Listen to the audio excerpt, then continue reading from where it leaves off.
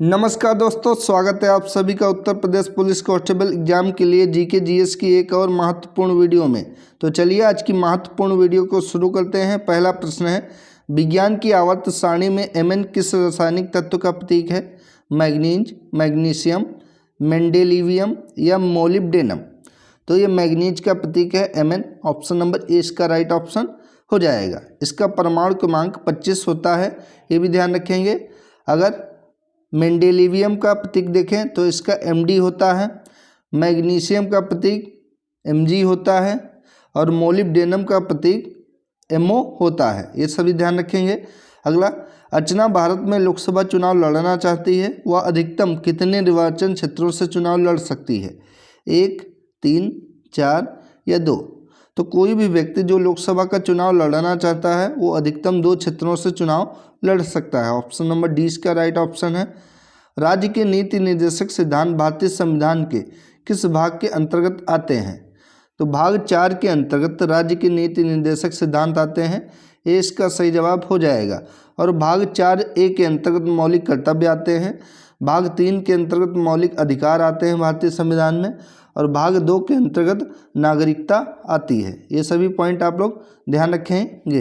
अगला, आगरा के एक बैंकर शिवदयाल साहब ने राधा स्वामी सत्संग की स्थापना की थी 1875 में, 1842 में, 1861 में, 1880 में।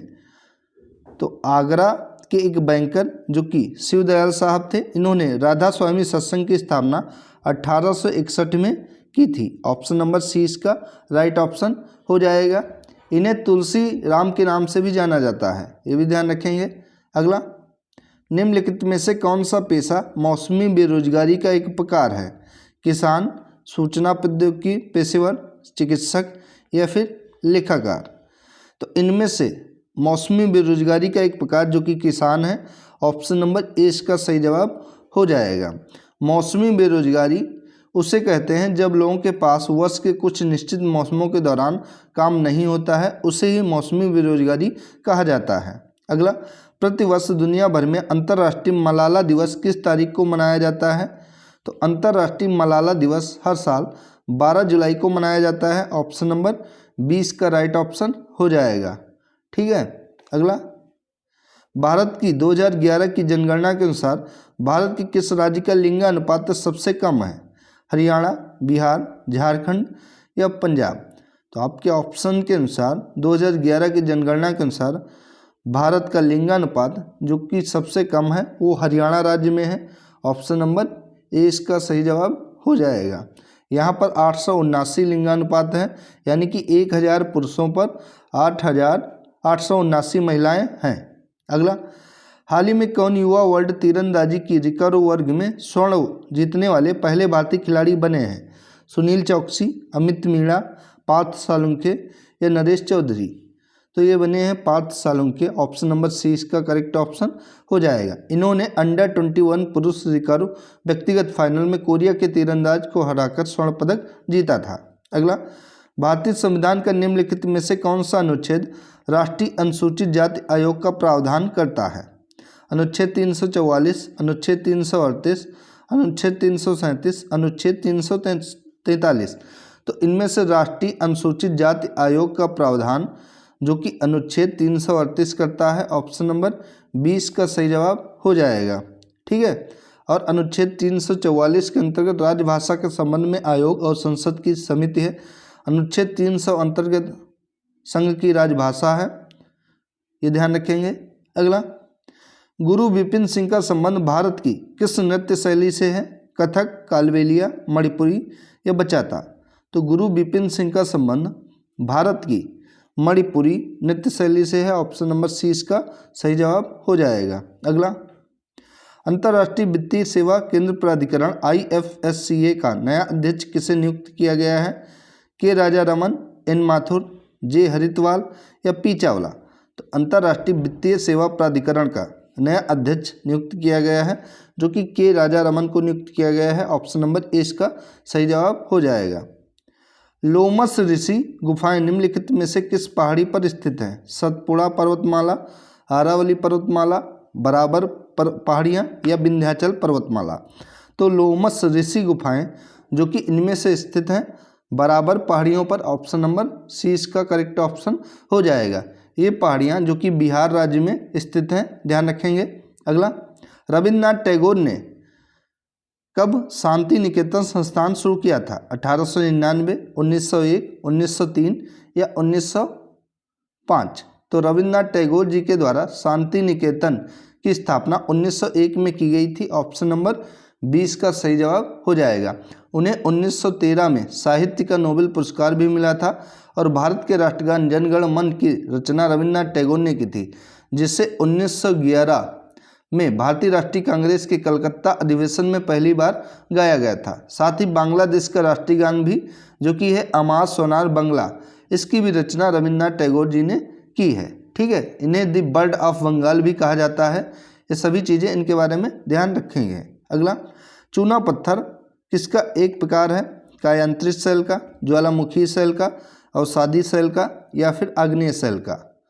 तो चूना पत्थर जो कि आपका अवसादी शैल का एक प्रकार है। ऑप्शन नंबर सी इसका करेक्ट ऑप्शन हो जाएगा। अगला, भारतीय संविधान का अनुच्छेद 51A किसका प्रावधान करता है? तो भारतीय संविधान का अनुच्छेद 51A जो कि मौलिक कर्तव्यों का प्रावधान करता है। ऑप्शन नंबर ए इसका सही जवाब हो जाएगा। 1976 में स्वर्ण सिंह समिति की सिफारिशों के आधार पर 42वें संविधान संशोधन, जिसे मिनी संविधान कहा जाता है, ये 1976 में हुआ था। इसके आधार पर भारतीय संविधान में मौलिक कर्तव्यों को जोड़ा गया था, जो कि भाग 4 के अंतर्गत जोड़ा गया था। ठीक है, और 11वें मौलिक कर्तव्य को 86वें संविधान संशोधन में जोड़ा गया था, जिसमें 6 से 14 वर्ष के अपने बच्चों को शिक्षा का अवसर उपलब्ध कराना होता है। और अगर पूछे कि मौलिक कर्तव्यों की अवधारणा कहाँ से ली गई है, तो ये रूसी संविधान यानी कि सोवियत संघ से ली गई है। ये सभी पॉइंट ध्यान रखेंगे। और वर्तमान में 11 मौलिक कर्तव्य हैं। अगला, किस राजा को उसके सिक्कों पर वीणा बजाते हुए दिखाया गया है? चंद्रगुप्त मौर्य, समुद्रगुप्त, चंद्रगुप्त प्रथम या फिर अशोक? तो इस समुद्रगुप्त को उसके सिक्कों पर वीणा बजाते हुए दिखाया गया है। ऑप्शन नंबर 20 का सही जवाब हो जाएगा। और समुद्रगुप्त को भारत का नेपोलियन भी कहा जाता है, ध्यान रखेंगे। अगला, इंदौर घराना भारतीय शास्त्रीय संगीत के प्रमुख मुखर घरानों में से एक है। इसकी स्थापना किसके द्वारा की गई थी?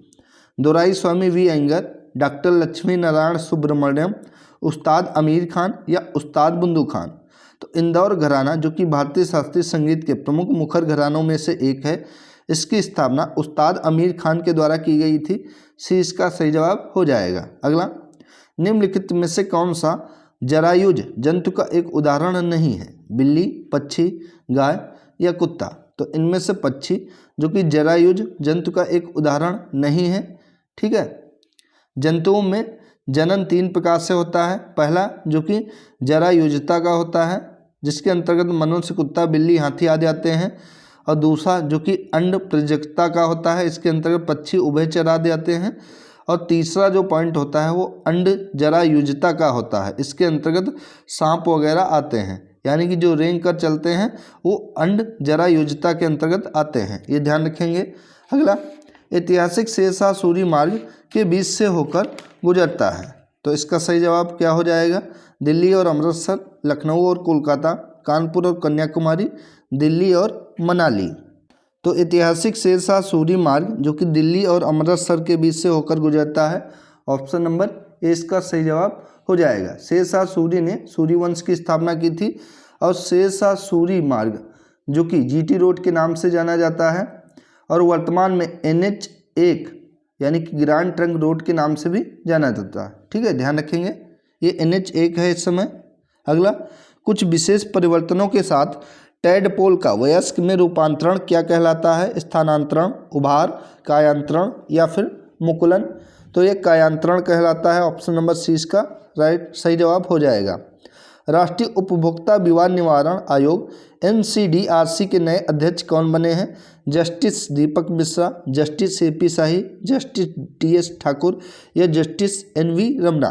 तो राष्ट्रीय उपभोक्ता विवाद निवारण आयोग के नए अध्यक्ष जो कि पटना हाई कोर्ट और मद्रास हाई कोर्ट के पूर्व मुख्य न्यायाधीश AP शाही को बनाया गया है। ऑप्शन नंबर बी इसका सही जवाब हो जाएगा। अगला, प्रसिद्ध फिल्म थ्री इडियट्स उपन्यास 5 पॉइंट समवन पर आधारित है, जो कि भारतीय लेखक किसके द्वारा लिखी गई है? नोवोनील चक्रवर्ती, चेतन भगत, दुर्जोय दत्ता या खुशवंत सिंह? तो ये लिखी गई है जो कि चेतन भगत के द्वारा लिखी गई है। ऑप्शन नंबर 20 का सही जवाब हो जाएगा।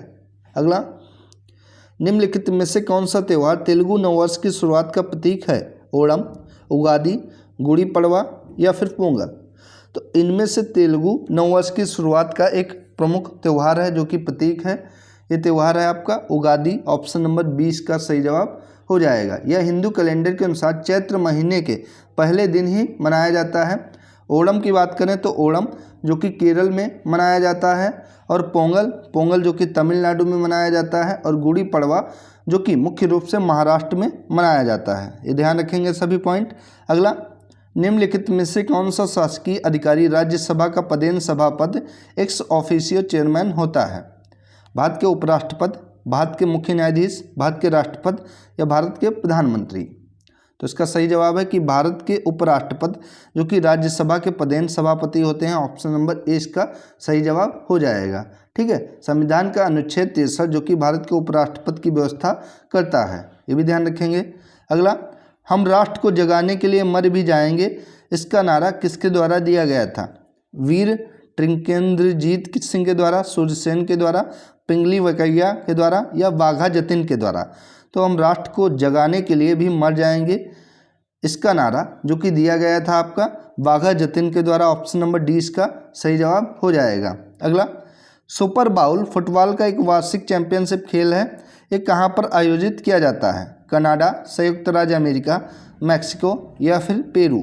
तो सुपर बाउल जो कि फुटबॉल का एक वार्षिक चैंपियनशिप खेल है जो कि संयुक्त राज्य अमेरिका में आयोजित किया जाता है। ऑप्शन नंबर 20 का सही जवाब हो जाएगा। अगला, यकृत ग्रंथि स्रावित करती है जो कि पित्ताशय नामक एक थैली में संग्रहित होता है? स्लेमल, हाइड्रोक्लोरिक अम्ल, एस्ट्रोजन या फिर पित्त रस? तो पित्त रस, यकृत ग्रंथि जो कि पित्त रस को स्रावित करती है जो कि पित्ताशय नामक एक थैली में संग्रहित होता है। डी इसका राइट ऑप्शन हो जाएगा। अगर पित्त रस का आपका पीएच मान पूछे तो 7.7 होता है, और मनुष्य के रक्त का पीएच मान 7.4 होता है, ये ध्यान रखेंगे। अगला, और यकृत जो कि मनुष्य के शरीर की सबसे बड़ी ग्रंथि होती है, ये भी इसके बारे में ध्यान रखेंगे। अगला, निम्नलिखित में से कौन सा ग्रह अन्य ग्रहों की तुलना में विपरीत दिशा में घूर्णन करता है?